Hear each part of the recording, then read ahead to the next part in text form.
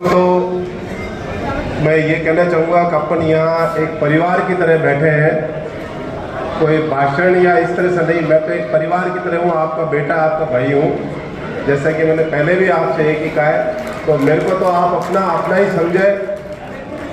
विधायक तो ठीक है, आज 5 साल के लिए है, कल को 5 साल के बाद में फिर स्थिति ऐसी होती है कि वापस चुनाव होते हैं और वो लेकिन मैं आपके लिए इतना विश्वास दिलाता हूँ कि आपके लिए हमेशा तत्पर रहूँगा। आज इस लघु उद्योग मंडल के प्रांगण में आज आपके द्वारा जो सम्मान समारोह रखा गया, उसके लिए मैं आप सबका, आपकी पूरी कार्यकारिणी और आप पूरे इंडस्ट्रीज का तहे दिल से बहुत बहुत आभारी हूँ और नतमस्तक होते हुए आपको प्रणाम करता हूँ कि आपका जो आशीर्वाद मुझे मिला, उस आशीर्वाद के फलस्वरूप आज मैं इस पद पर खड़ा हूँ।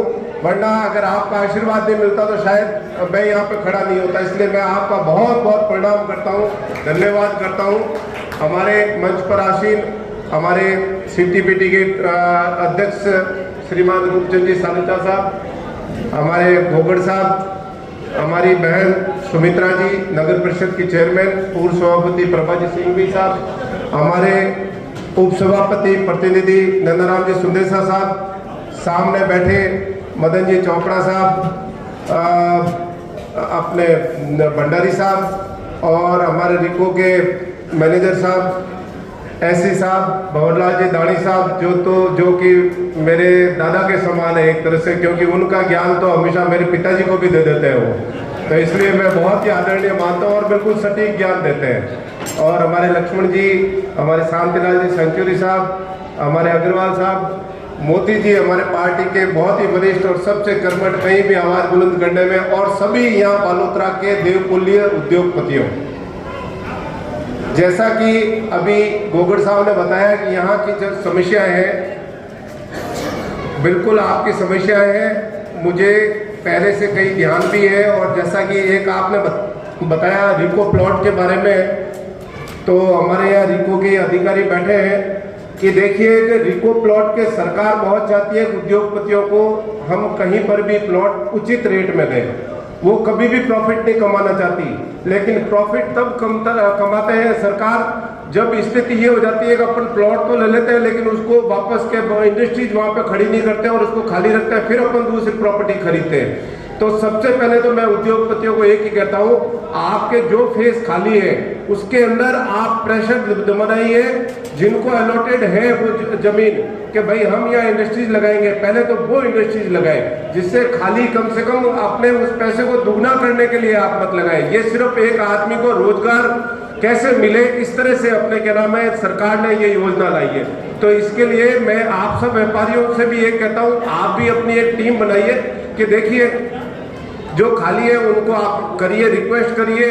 जो मान लो अगर नहीं करना चाहते उनको कहिए आप सेल करिए, कम से कम आपको इंडस्ट्री जाए। तो इसलिए सबसे पहले तो मैं ये आपको कहता हूँ, फिर गवर्नमेंट लेवल पे जो होगा हम यहाँ के भी जो अधिकारी वगैरह हैं उनको भी कहेंगे, और बिल्कुल आप निश्चिंत रहें, जो आपकी रेट है उसके अनुसार हम इसको करवाएंगे। एक आपने जो ये बताया सोलर पे चार्ज वाला, ये आज पहली बार मेरे को भी मालूम चला है, और आप निश्चिंत रहना, मैं जाते ही विधानसभा में ये सवाल इसका लगाऊंगा कि भाई राजस्थान में ये कितने कितने प्रकार इस तरह से अगर टैक्स लगता है तो टैक्स कितना सरकार को प्रॉफिट होती है, क्योंकि सरकार को ये दोगुना अपने क्या नाम फायदा है। एक तो उनको आप बिजली दे रहे हो और एक उनको टैक्स और दे रहे हो, तो दोगुना फायदा है। दोगुना फायदा कभी भी अपने क्या नाम है सरकार अगर करती है तो ये उद्योगपतियों के लिए काफ़ी खराब है। फिर उसके बाद में हमारे यहाँ की प्रमुख समस्या है पॉल्यूशन को लेकर के। पॉल्यूशन के लेकर के मेरी अभी ट्रस्ट के कई पदाधिकारियों से बात भी हुई थी कि अहमदाबाद गुजरात के अंदर इस तरह का सिस्टम है कि उनको एक चैनल बना करके और 300-350 किलोमीटर की चैनल बनाने की उनको कोई अनुमति मिली है। मैंने कहा आप उसके दस्तावेज आप भी इकट्ठे करिए, मेरे को बताइए, अगर वहाँ अगर आपको छूट मिली है, मैं पक्का कहता हूँ आपको यहाँ पर भी हम पाली के और बाड़मेर के सब मिल करके और ये आपको दिलवाएंगे, ये आपको पूरा आश्वस्त करता हूँ, क्योंकि ये बहुत ही प्रमुख समस्या है। इसके अलावा आपने एक मेरी आपसे, जैसे आपकी जब भी उद्योग से रिलेटेड कोई भी समस्या होगी तो मैं आपके लिए तत्पर रहूँगा। मैंने एक अपनी तरफ से एक सपना संजोया है कि अपने यहाँ के, जैसे आज अपन यहाँ पे बैठे हैं, युवा उद्यमी काफ़ी कम है। तो मैं कहता हूँ जो युवाओं में जो एक जोश होता है और उनमें जो शक्ति होती है सोचने की, जो करने की शक्ति होती है, वो हम जो है अपने क्या नाम है, क्योंकि मैं तो ठीक है 50 के लगभग हो गया, लेकिन जो आज 25-30 के लगभग आता है उसकी सोच एक अलग होती है।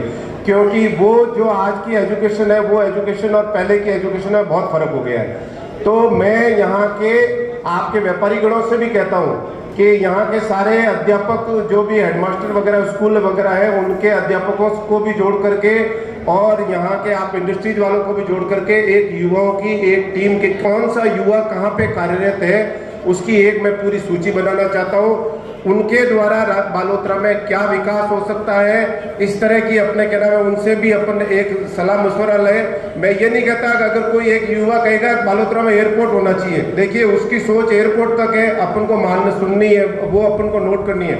लेकिन क्या पता 1000 उसमें से आएंगे, उसमें से एक ऐसा हो उदाहरण जो अपने लिए काम करने के लायक हो। इसलिए मैं ये चाहता हूँ कि जो भी अपने उद्यमी जो अहमदाबाद है या आउट ऑफ इंडिया भी है, कोई अगर बैंक में कार्यरत है, IIT है, IIM है, या कोई इसमें एयरक्राफ्ट में पायलट है, सबकी सोच को अगर अपन यहाँ के, क्यों वो बालोतरा का नागरिक रहा है और अपन उनकी जो सोच है उनको अपन धरातल पर किस तरह से उतार सकते हैं, उनके क्या व्यूज है ये लेना चाहते हैं। ये मैं गोगड़ साहब को स्पेशली, क्योंकि रूपचंद जी को मैं नहीं कहूँ, ये गोगड़ साहब को जिम्मेदारी दूंगा कि ये करेंगे, क्योंकि इनकी टीम ज़्यादा एक्टिव रहेगी।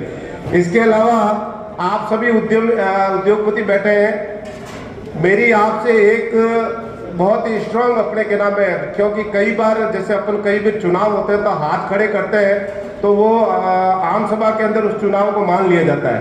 तो मैं ये कहता हूँ, मैं एक कठोर निर्णय आपको लेता हूँ, आपका मानने को तैयार है क्या ये बता दो आपको। अगर मानने को तैयार हो तो मैं बोलूँ कठोर निर्णय कोई आपके ऐसा नहीं है, बिल्कुल करने लायक है, ये भी बता देता हूँ। इसलिए मैं आप सबसे मैं सबसे हाथ खड़े करा के एक बार कहना चाहता हूँ, कल को फिर वो निर्णय ऐसा नहीं है, ये जिम्मेदारी फिर मैं आपकी डालूंगा, एक तो रूपचंद जी की और एक अपने के नाम है रिको के, अपने के नाम है मैनेजर साहब बैठे इनकी डालूंगा। क्या आप तैयार हो?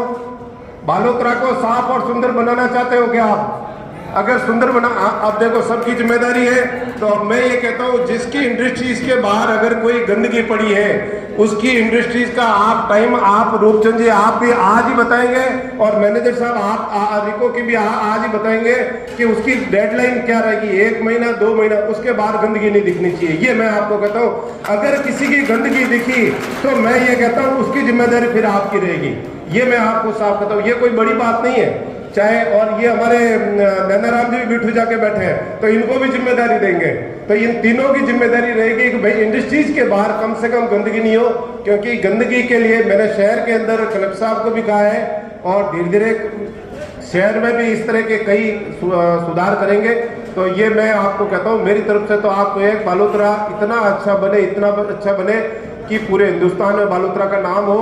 आज तो कुछ नहीं, लेकिन अपने जो आने वाली पीढ़ी है, जैसे रिफाइनरी यहाँ पर जब बनेगी, रिफाइनरी बनने के बाद में कई बाहर से उद्योगपति वगैरह कई आएंगे तो वो एक ही देखेंगे कि बालोतरा कितना साफ सुथरा है, और वरना ये कहेंगे बालोतरा के लोग तो वास्तव में किस तरह से रहते हैं। इसलिए मैं ये देखता हूँ अपने आगे वाली पीढ़ी को अगर सुधारने के लिए अगर अपन करें तो साफ सुंदर स्वच्छ बनाना ये हमारे हाथ में, ये किसी के हाथ में, दूसरों के हाथ में नहीं है। इसमें धीरे धीरे मैं जो हमारे जो ट्रस्ट और जो भी यहाँ के जो NGO वगैरह जो भी बने, संगठन बने, उनको भी जोड़ूंगा। थोड़ा समय तो लगेगा लेकिन सुधरने में, लेकिन ये है कि यहाँ बिल्कुल बस स्वच्छ बनाना, ये मेरा, आप ये मानिए कि ये मेरा एक सपना है, बालोतरा को कितना अच्छा बनाए बस, और बालोतरा में कितना अच्छा डेवलपमेंट हो। वो डेवलपमेंट भी हम और चेयरमैन साहब बैठे हैं मिल करके वो डेवलपमेंट भी करेंगे। थोड़ा टाइम जरूर लगेगा, इतना ही आपको विश्वास दिलाता हूँ। आपने जो आदर सब